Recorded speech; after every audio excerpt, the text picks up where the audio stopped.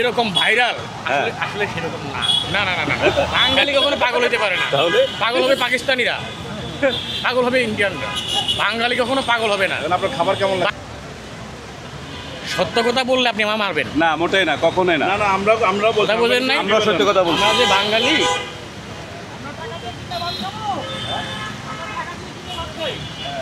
আর এই যে আমার ভাইরা ইউটিউবাররা মাল কামাই নিয়ে যাইতেছে, তাই নাকি ভাই? কারণ এরা হাই লেগে উঠেছে, মিজানরা হাই লেগে উঠেছে। খাবারটা আপনাদেরকে কেমন লাগছে ভাই?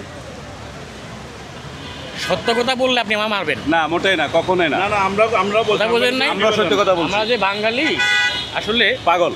না না না না বাঙালি কখনো পাগল হতে পারে না। তাহলে পাগল হবে পাকিস্তানিরা, পাগল হবে ইন্ডিয়ানরা, বাঙালি কখনো পাগল হবে না। আপনার খাবার কেমন লাগে? বাঙালি মানে অতি চালাকের যেটা গলায় ধরি যেটা হয়।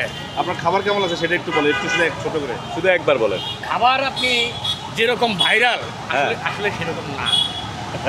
হ্যাঁ, গরুর গোশত আলু ঠিক আছে, হ্যাঁ এটা ঠিক আছে, এক পিস গরুর গোশত এক পিস আলু, টাকা অনুযায়ী খাবার ঠিক আছে।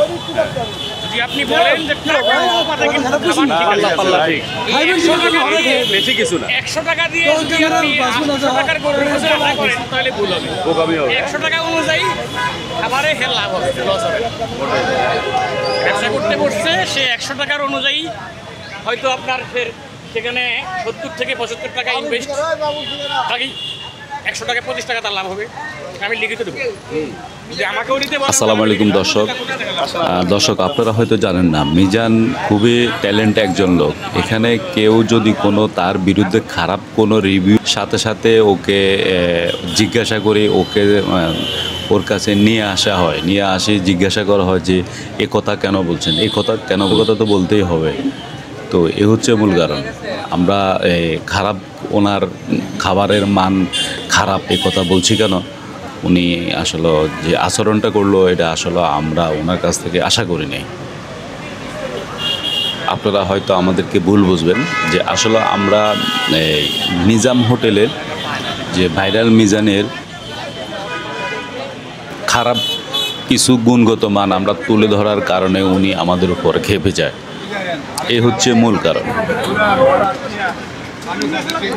দর্শক, আপনারা যে দেখতে পাচ্ছেন যে ভিডিওতে, এখানে অনুমানিক 10 থেকে 12 জন লোক, এই যে নিজাম ভাই ওনার সাথের লোক, ঠিক আছে। যদি কেউ যদি এখানে খাবারের মান নিয়ে কথা বলে, সাথে সাথে ওই ব্যক্তিকে টার্গেট করে ওনারা জিজ্ঞাসাবাদ করে বা চার্জ করে, কথা বুঝছেন। এটা হচ্ছে মিজানের এক ধরনের পলিসি যে ওনার এখানে খারাপ রিভিউ কেউ দিতে পারবে না। তো আসলে আমরা খারাপ রিভিউ নিজেরাও বললাম যে খাবারের মান কেমন, আর অন্যান্য পথচারীকেও জিজ্ঞাসা করলাম যে আসলে খাবারের মান কেমন। তো খারাপ যেটা সেটা তো অবশ্যই সবাই বলবে, আমরাও তাই বলেছি। এই জন্য উনি আমাদের উপর খেপে গিয়ে উনি এই ধরনের আচরণ আমাদের সাথে করলো। তো আসলে ব্যাপারটা দুঃখজনক।